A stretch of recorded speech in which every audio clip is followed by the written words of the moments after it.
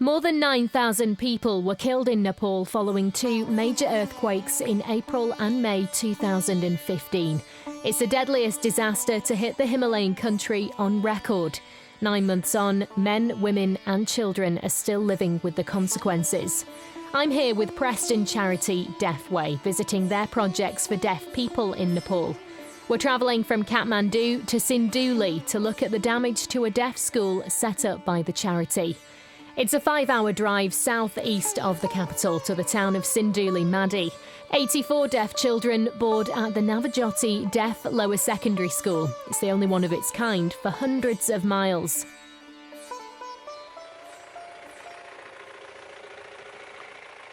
I've never been given such a warm welcome. The children and staff greeted us with garlands and bunches of flowers.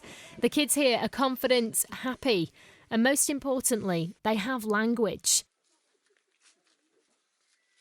Many of the kids here have been born into hearing families from poor, remote areas. And as deaf children, without schools like this, they could have been deprived of a basic human right, the ability to communicate.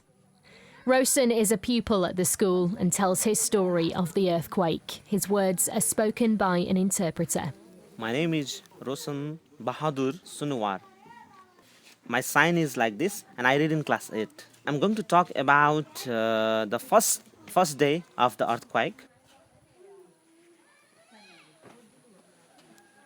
I was in my home. My hometown name is called Murtia.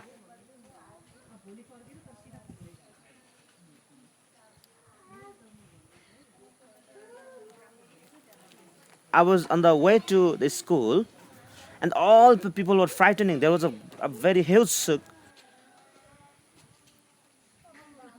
And when the ground was finished, the second was finished, I came to the bus to my sister's home in Sinduli. When I was sleeping, I took food and I slept. Again, it was a great shock. I was deaf. I couldn't hear, but I could feel the shaking. And we slept outside whole night. There was a great monsoon, heavy rain, and again we went out inside the room. And again, the second day when I came to the school, we were in the classroom, inside the classroom, and there was a great huge shock. Again, the earthquake was going on. So we ran outside the ground, and we had a tent outside the ground. We slept in the ground. There was lots of mosquitoes.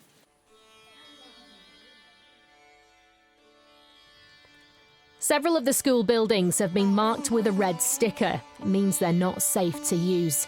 Instead, the classrooms are tents and temporary structures. Demolishing and rebuilding parts of this school is Deafway's main priority. David Hines is the chief executive. One of the things that we're doing is making sure that the engineers here are taking fully into account the fact that we want buildings that are stronger than the previous buildings. So they've had the experience of the earthquake. What we really don't want to do is build new buildings and then we really hope there isn't another earthquake. But if there was another earthquake, say in 5 years' time or something, we don't want the buildings to be a danger to the children. So we're negotiating with the engineers and with everyone involved to make sure that the buildings are as strong as they possibly can be.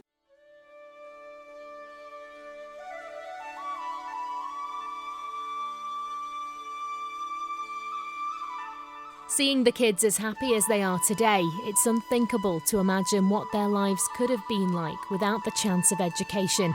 Most of them wouldn't have left their village, they'd have been deprived of friends and opportunities. It makes me realise how important it is to get this school back to normal so even more deaf children can be given the same chance.